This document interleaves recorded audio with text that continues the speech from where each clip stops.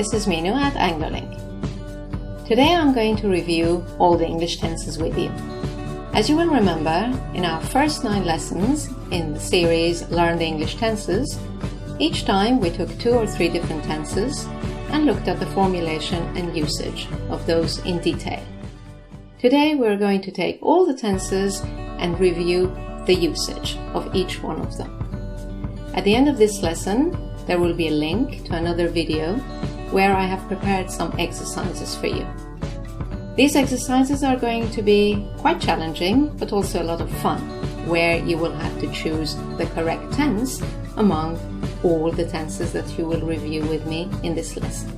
Today's prize draw is a free copy of Anglophile 105, which is indeed a review of mixed tenses plus extra exercises.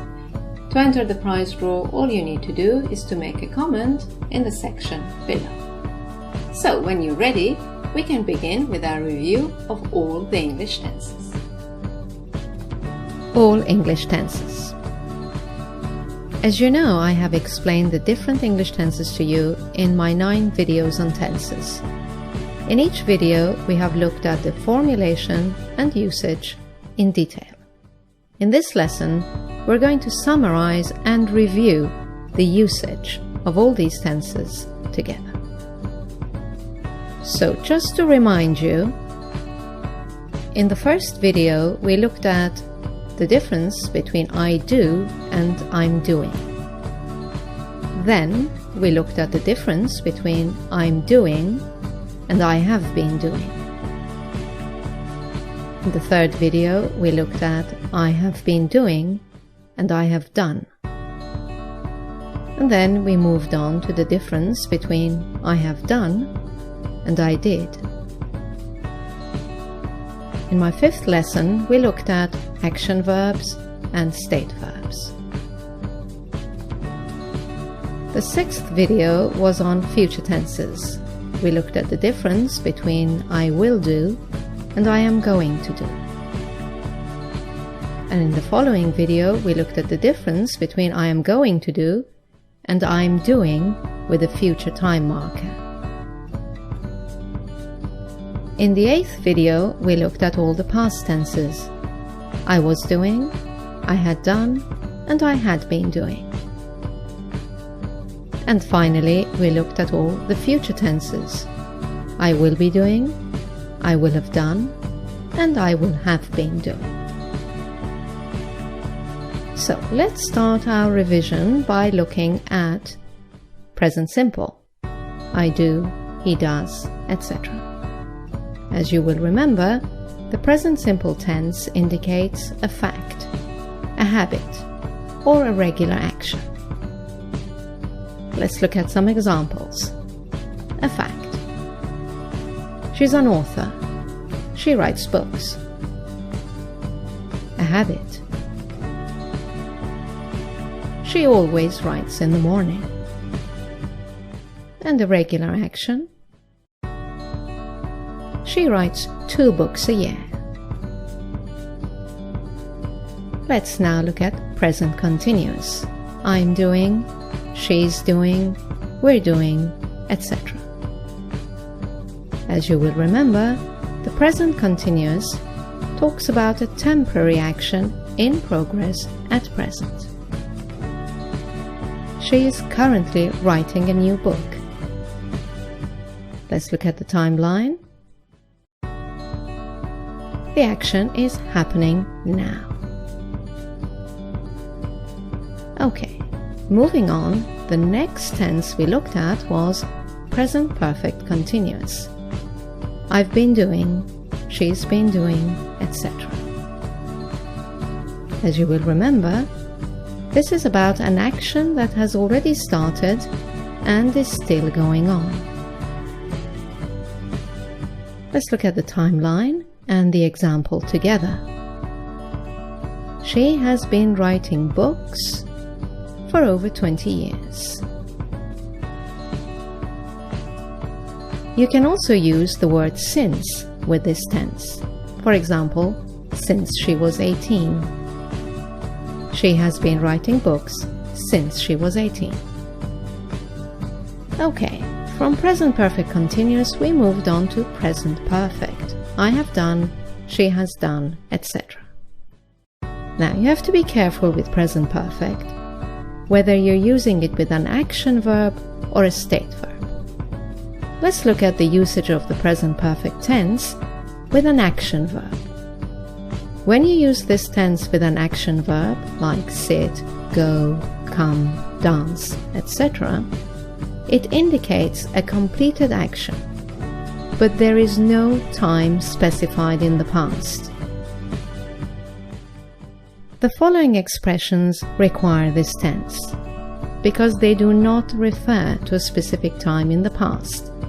They mean some time in the past until now. So far. Already. Not yet. Recently. Just. Ever. Never. Today until now. This year until now. In the last few years. In the past week.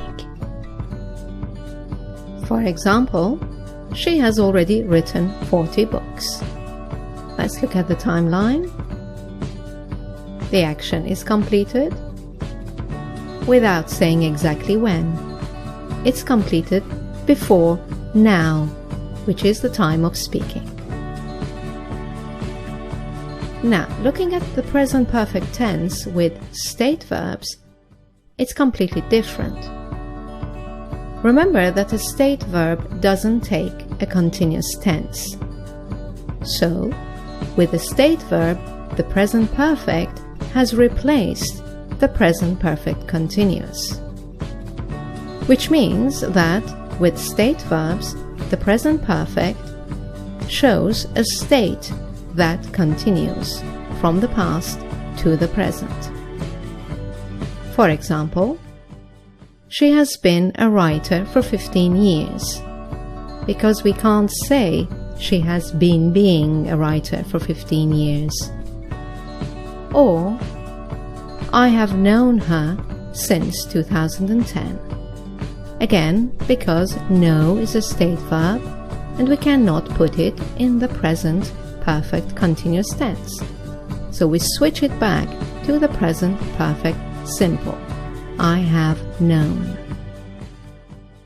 But the timeline will look exactly like the present perfect continuous tense. A state that started in the past and continued and is still correct at the present moment. Right, moving on to the past simple. I did, she did, etc. Remember that initially we contrasted past simple with present perfect, because past simple is also a completed action, but at a specified time in the past. Any time expression that refers to a specific time in the past requires this tense.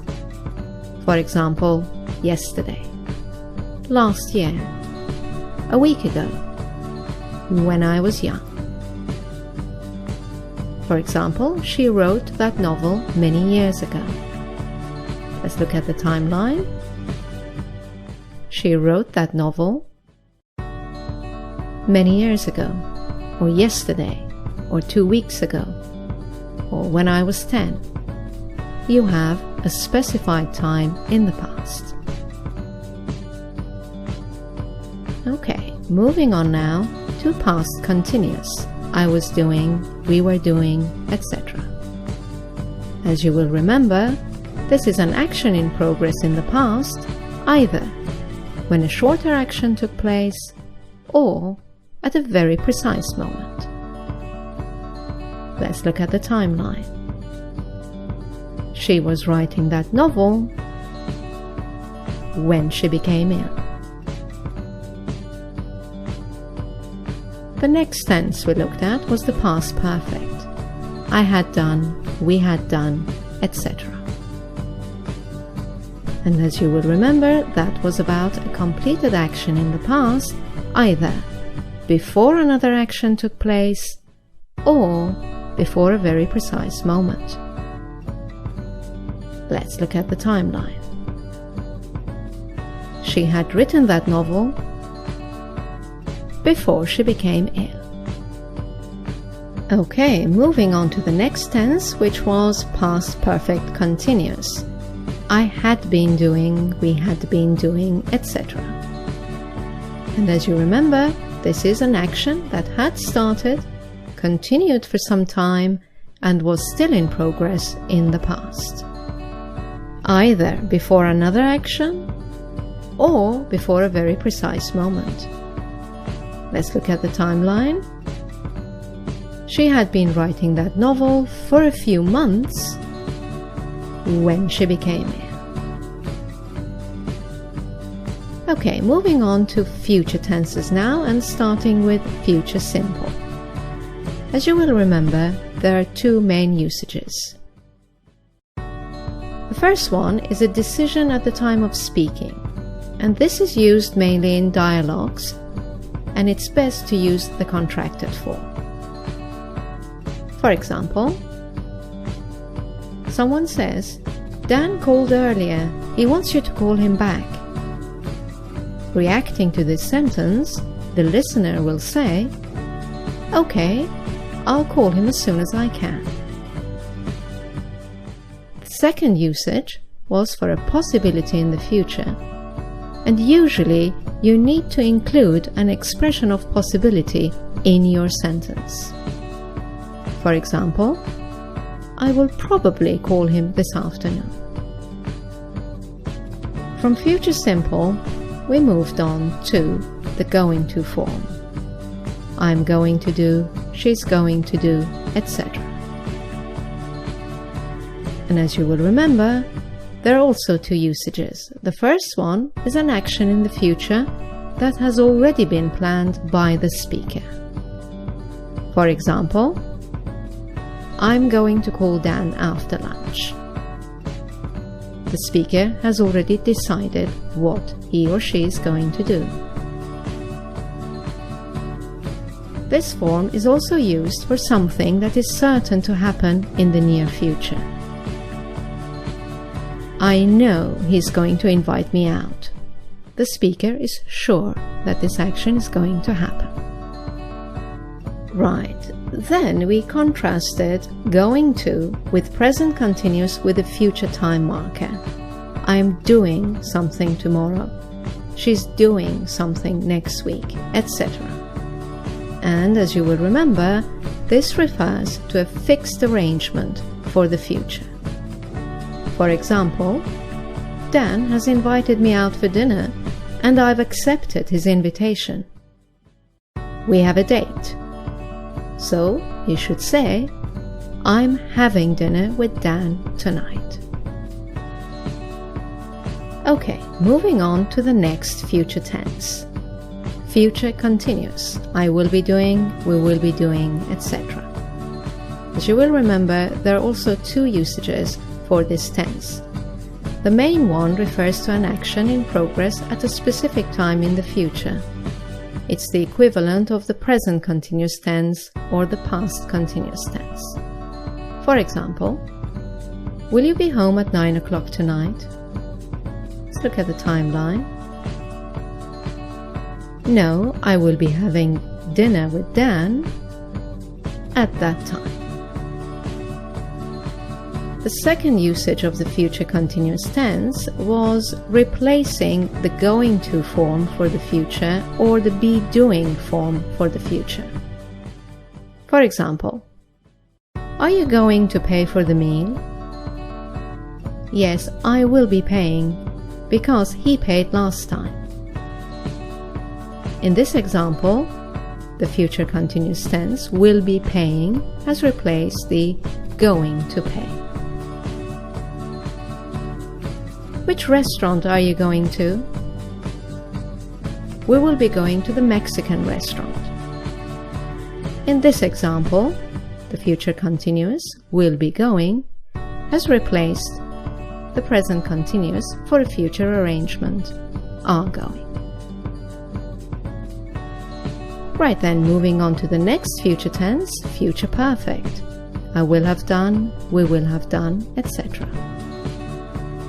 As you know, this refers to an action that will be completed in the future, either before a specific moment or before another action takes place. Let's look at the timeline. We will have left the restaurant by midnight. And finally, future perfect continuous. I will have been doing, we will have been doing, etc. As you will remember, this is an action that will have started, will have continued for some time, and will still be in progress in the future, either before a specific moment or before another action takes place. Let's look at the timeline. We will have been drinking for a few hours by the time we leave. Right, this brings us to the end of the revision lesson. We have prepared a video with exercises on mixed tenses for you. All you need to do now is to click on this image to go and do the exercises.